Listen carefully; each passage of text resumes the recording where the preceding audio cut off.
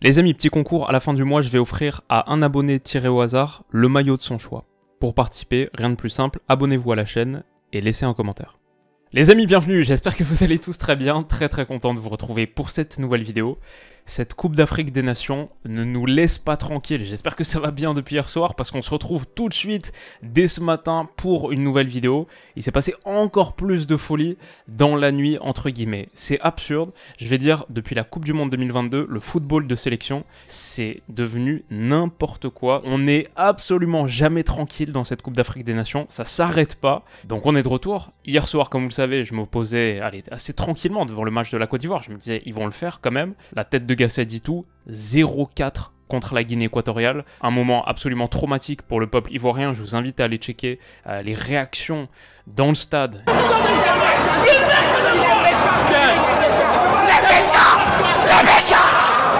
Je vous invite aussi à aller voir l'incroyable vidéo qu'a fait Stan. Il est sur place, bien sûr, en Côte d'Ivoire. Ne change pas de stratégie.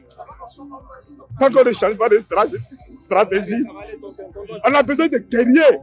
On n'a pas besoin de plaisanteurs. Je vous mettrai le lien en description.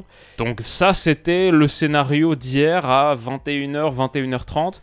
Moi, je vais me coucher, je suis claqué. C'était la 6e vidéo en 4 jours. Je suis totalement rincé. Je regarde quand même un petit peu les scores. C'est pas bien le téléphone dans le lit. Mais bon, là, quand même, j'étais un petit peu tenté. 4 buts dans le temps additionnel hier entre le match Mozambique-Ghana et le match Cap-Vert-Égypte. 2 partout dans les deux. Des qualifications, des équipes au bord du précipice.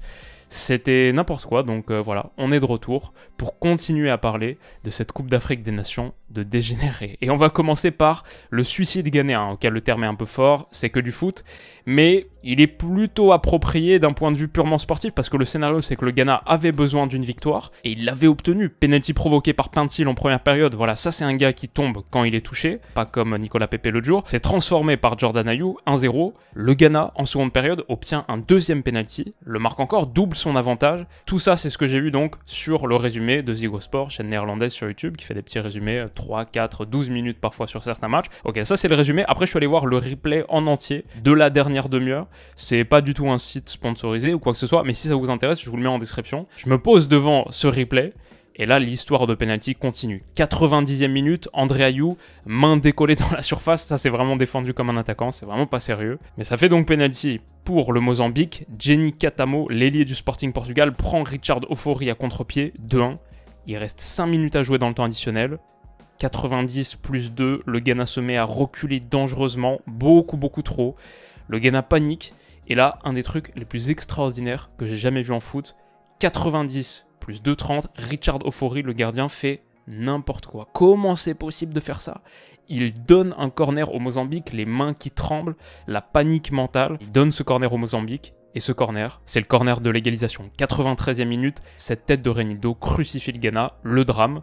Ofori, vraiment pas bon sur sa ligne non plus. Et la vraie folie de cette fin de match, c'est que le nul arrange personne. Il élimine, on va en reparler, à 95% le Ghana, mais il permet pas non plus au Mozambique de se qualifier. Les seuls qui sont contents ici, c'est les Ivoiriens qui sont dans le stade, ceux qui sont restés après le match de la Côte d'Ivoire, après la défaite de la Côte d'Ivoire 4-0 contre la Guinée équatoriale, ça se jouait dans le même stade. Donc ça a enchaîné un match, puis un deuxième, exactement dans le même stade. Il y a encore des supporters ivoiriens qui sont là, eux ils sont contents. On sait pas encore si le Ghana est éliminé, mais avec seulement 2 points et un goal average négatif, ça sent vraiment pas bon. J'ai les scénarios ici, il faut que 3 résultats en cumulé se confirment. Il faut qu'il y ait un nul entre le Cameroun et la Gambie tout à l'heure. Il faut qu'il n'y ait pas de victoire de la Tanzanie contre la RDC demain. Et il faut qu'il y ait une victoire du Maroc contre la Zambie. J'ai fait les cotes combinés de tout ça.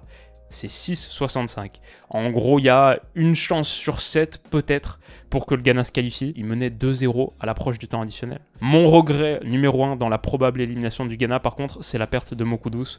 Une Coupe d'Afrique des Nations sans les dribbles chaloupés de Mohamed Kudus, on perd quelque chose vraiment. C'est un des visages du foot africain.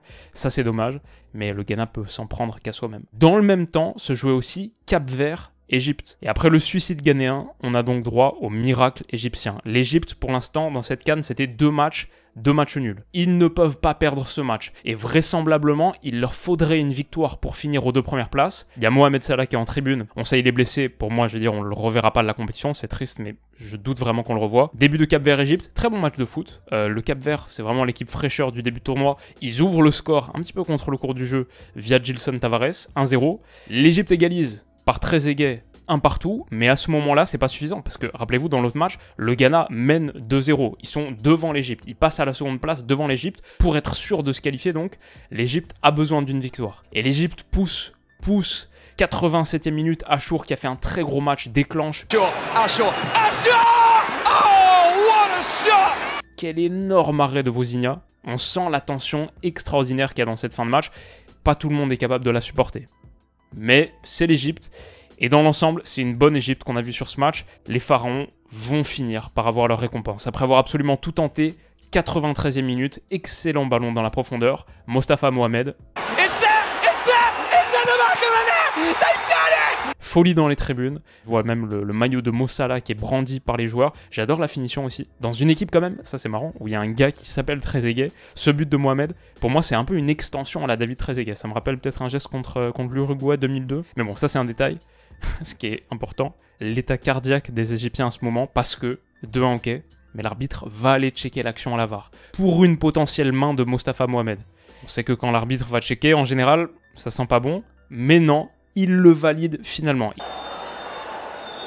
Goal Egypt! Goal Egypt! Egypt! Oh wow! Le commentateur britannique du replay là que j'ai écouté pète un câble. C'est un Britannique, il commente à la britannique, assez calme, mesuré. J'adore ce style. Mais là, il commence à lâcher des dingueries. In Egyptian history, you know, when all of the gods were around, when the pyramids were being built, I don't think they had drama like this. This is serious drama. Unbelievable. Et il a peut-être pas tort, parce que l'Égypte vient de faire l'impensable, tout le monde est mort, tout le monde est claqué sur le terrain. On a même El Shenaoui, le gardien, qui joue cette fin de match blessé. Je l'ai vu ça aussi sur le replay, ça échappe un petit peu à l'œil. Il joue la fin de match blessé. 99e minute, on est au-delà du temps additionnel annoncé. 99e minute, Semedo pour le Cap-Vert déborde, centre, El Shenaoui repousse dans les pieds de Texera. Le Cap-Vert égalise de partout. L'Égypte va sortir. L'Égypte, 7 fois vainqueur de la CAN, va sortir. Et c'est ce que tous les Égyptiens sur le terrain pensent. Mais ils sont pas au courant du fait que comme le Ghana s'est fait remonter, l'Égypte, non, reste à la seconde place. Non seulement ils sont un bon troisième, ils restent à la seconde place. Incroyable. Pas de mots pour décrire ces deux matchs. Il fallait avoir le double écran là. Incroyable ce qui s'est produit. Et l'Égypte en vrai mérite sa qualif sans doute sur cette rencontre. Ils ont joué sur les séquences que j'ai vues un bon foot. Ils finissent 27 tirs à 6 contre ce Cap-Vert. Ils sont un peu miraculés. C'est ça le miracle égyptien, de finir deuxième de ce groupe. Un groupe où il y avait le Ghana, finir deuxième avec seulement 3 petits points, avec aucune victoire. 3 matchs nuls donc pour l'Égypte dans ce groupe. 3 fois le même score aussi. 3 fois de partout contre Mozambique, contre Ghana, contre Cap-Vert. Ils se seront fait remonter, ils auront vécu des scénarios dingues, mais à la fin, ils seront au rendez-vous des huitièmes de finale. On verra quels seront ces huitièmes de finale. C'est dur à dire pour l'instant, et si on se projette un petit peu pour la suite, on connaît plus de qualifiés, parce que comme la Côte d'Ivoire est 3e après avoir joué ses 3 matchs avec 3 points seulement, et que le Ghana est 3e après avoir joué ses 3 matchs avec 2 points seulement, toutes les équipes qui ont 4 points ou plus sont déjà qualifiées, forcément. Donc par exemple, la Guinée qui est là à 4, c'est sûr qu'ils sont qualifiés, avant même de jouer le dernier match. Au pire, ils seront parmi les 4 meilleurs 3e. Pareil pour l'Angola, qui est à 4 points. Pareil pour le Burkina Faso. Le Mali aussi, du coup, premier de ce groupe pour l'instant, avec 4 points. 4, c'est suffisant pour passer. Et ce sera aussi le cas du Maroc, avant leur dernier match contre la Zambie demain soir. Le Maroc, c'est bon. L'Algérie, par exemple, c'est pas encore fait. L'Algérie, c'est ce soir à 21h, on va en discuter. À 18h, il y a aussi Gambie-Cameroun. Le Cameroun, pour l'instant, un seul petit point. Et pour revenir du coup à ce qu'on disait hier, la Côte d'Ivoire peut finir parmi les meilleurs 3e. Ils ont déjà un 3e qui est pire qu'eux avec le Ghana. C'était un très très bon résultat pour eux, c'est pour ça que ça célébrait aussi dans les tribunes. La Côte d'Ivoire, donc, a plus besoin que d'un pire 3e qu'eux. Match nul entre la Gambie et le Cameroun tout à l'heure, hop, la Côte d'Ivoire est déjà qualifiée. Un autre scénario possible, victoire du Maroc contre la Zambie demain soir, ça aussi, ça qualifie la Côte d'Ivoire. Et ensuite, il y a un truc Mali, Afrique du Sud, Namibie, Tunisie. Dans ce groupe, il y a aussi une combinaison qui est un peu plus compliquée, qui pourrait permettre 3 possibilités pour que la Côte d'Ivoire se qualifie en 8e. Et la plus simple, c'est que le Maroc l'emporte contre la Zambie. Ça ira même pas forcément jusque-là, mais si ça allait jusque-là, ça rendrait ce match encore plus piquant.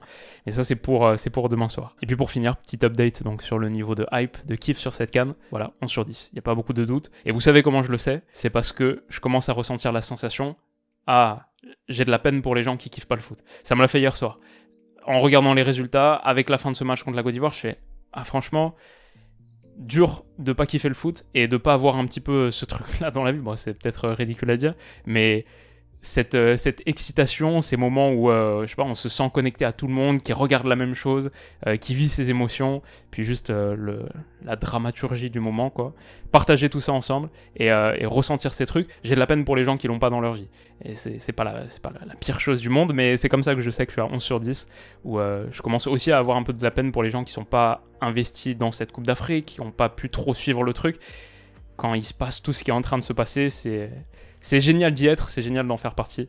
Donc un vrai kiff. J'espère que vous aussi ça vous plaît. Je vais dire aussi félicitations aux acteurs parce que produire ce niveau de hype pour la CAN sur 10 avec les conditions effroyables quand tu vois qu'il y a des matchs à 34 degrés, 75% d'humidité. Je vois les maillots, ils sont trempés au bout de 30 minutes. Je sais pas comment les gars font. Et c'est sûr que ça va pas être le même type de jeu qu'on va voir en Champions. Ok, il y a beaucoup moins de pressing. Comment est-ce que tu peux presser dans ces conditions? Mais du coup, c'est aussi intéressant de voir un petit peu de diversité tactique qui est introduite par la diversité météorologique, juste des conditions de jeu qui sont très spéciales. Le foot de sélection, c'est aussi spécial. C'est à part, mais voilà. Énorme kiff. Et je vais dire aussi, peut-être pour finir, cette idée des troisièmes, les meilleurs troisièmes qui se qualifient, à la base, j'aime pas ce concept. En pré-tournoi, ça rend les projections un peu difficiles. Tu te dis, ouais, mais bon, à la fin, tout le monde passe. Ça enlève un petit peu de piment au début. En fait, sur la fin des phases de groupe, c'est pas mal. Là, par exemple, le fait que le destin de la Côte d'Ivoire soit pas encore fixé, les petits calculs de troisième journée, les rebondissements dans le temps additionnel, c'est aussi lié à ça, il faut le dire. Donc c'est juste pour apporter un peu de nuance sur le truc. À la base, je suis pas fan.